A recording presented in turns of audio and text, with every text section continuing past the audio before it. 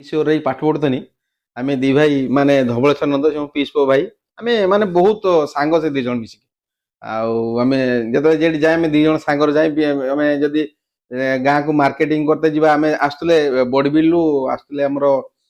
ସଜନାଗଡକୁ marketing କରିବା ପାଇଁ ହାଟ ପାଳି ଫାଟ ପାଳି ବୁଲତେ ମୁଁ ଧବଳକୁ କହିବି ଧବଳ ମତେ ବସେଇକି ନେଇଯିବ ମୁଁ ତାକୁ ବସେଇ ନେଇଯାଏ ସାଇକେଲ ଆମେ ତ ଦି ଭାଇ ଆମେ କିନ୍ତୁ ଆକ୍ଚୁଆଲି ଆମେ ସେତେବେଳେ ଯାଉଥିଲେ ଦି ଜଣ ସାଙ୍ଗ ହେଇକି ଯାଉଥିଲେ ସାଙ୍ଗ ହେଇକି ଯାଉଥିଲେ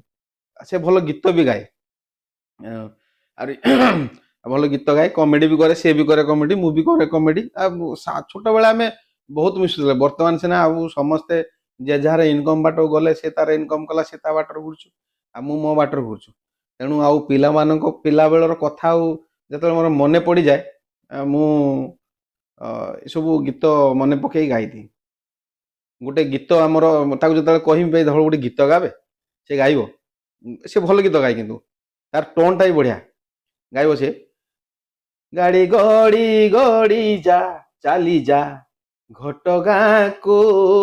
ମନେ କରିଦବୁ ଏ ନଡିଆ ମୋ ମାକୁ ତାର ଏ ଗୀତଟା ମନେ ଥିବ କି ନଥିବ ମୁଁ ଜାଣିନି କିନ୍ତୁ ଏ ଗୀତ ଶୁଣିଲା ପରେ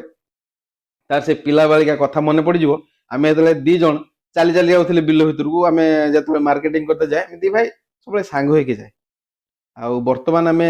ଯେତେ ବଡ ହେଲୁ ଆମେ ସବୁବେଳେ ଆମେ ବର୍ତ୍ତମାନ ଦୂରେଇ ଦୂରେଇ ଯାଉଛେ ଯାହା ହଉ ଆମର ଫେସବୁକ୍ ମାଧ୍ୟମରେ ନେଟୱାର୍କ ମାଧ୍ୟମରେ ଆମେ ବର୍ତ୍ତମାନ କିଛି ସମ୍ପର୍କ ଆମେ ଯୋଡି ପାରିବା ଆଉ ଧବଳ ତୋର ଦେଖ ଏ ଗୀତଟା ମନେ ପଡୁଛି ନାହିଁ ଟିକେ ଦେଖ ମନେ ପକା